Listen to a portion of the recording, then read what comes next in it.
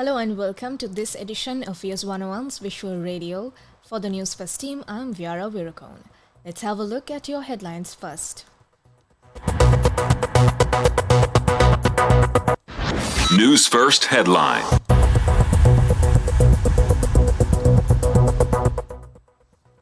Opposition leader visits Ranil in hospital as remand continues. CID probes YouTuber over pre-arrest claim on Ranil. Eric Solheim defends Ranil Wickramasinghe. In international news, hopes fade for injured climber stuck up an icy mountain for 12 days. In sports, MotoGP leader Marquez claims 7th straight win. Now on to those stories in detail.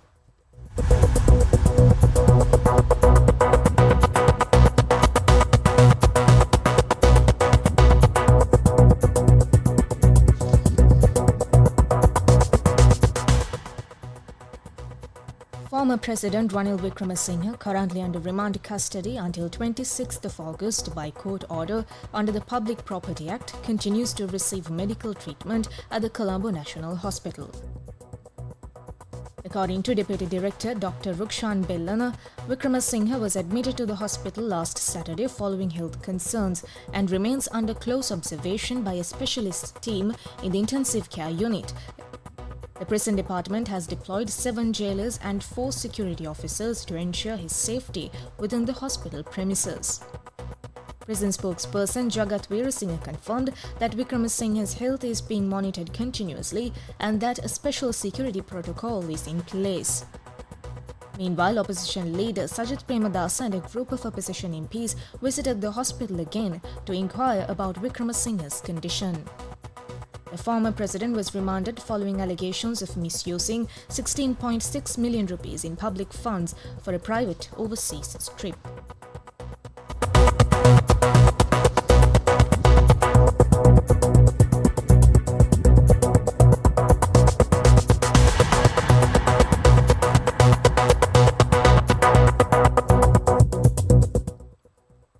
In more local news, the Criminal Investigation Department has launched an inquiry into controversial statement made by a social media activist prior to the arrest of former President Ranil Wickramasinghe.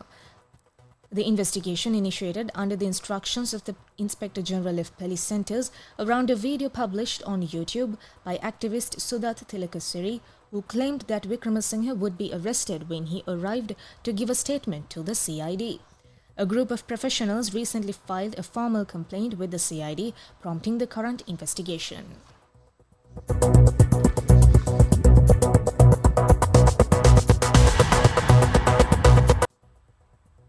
Still in local news, former Norwegian Minister Eric Solheim has issued a public appeal for the urgent release of Sri Lanka's former President Ranil Wickramasinghe, expressing concern over his health while in detention.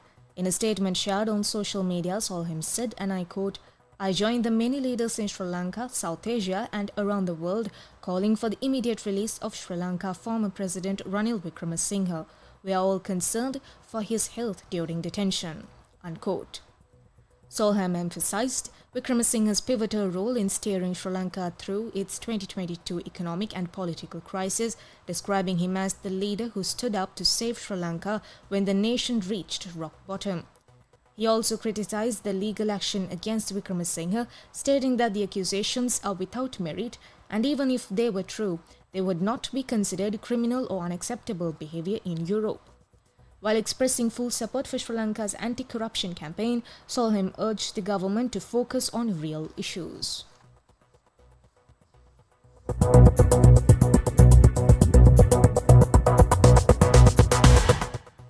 Up next is international news. International news.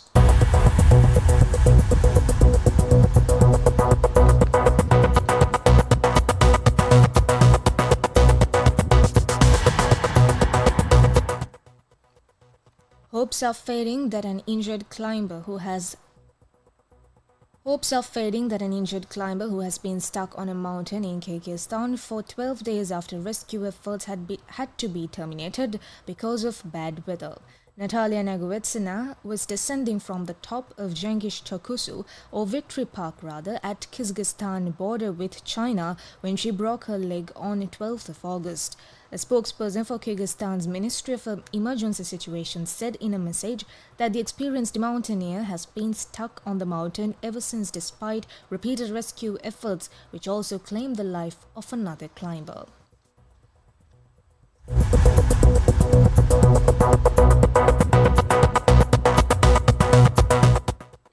Up next is sports news. Sports news.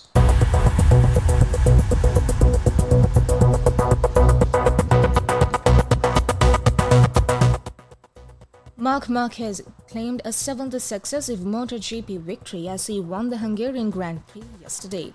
The Spanish rider started from the pole position on his Ducati and slipped to third on the opening lap, but he recovered to claim a confident win at the Balloton Park circuit. The six-time MotoGP champion comfortably outpaced 21-year-old compatriot Pedro Acosta, who finished second on his KTM, while Italian Aprilia rider Marco Bezzecchi was third. Marquez gained another 23 points on his brother Alex Marquez to extend his championship lead to 175 points, with 8 races remaining.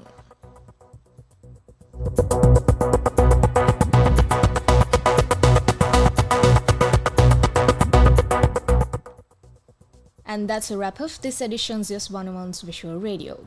Thank you for watching.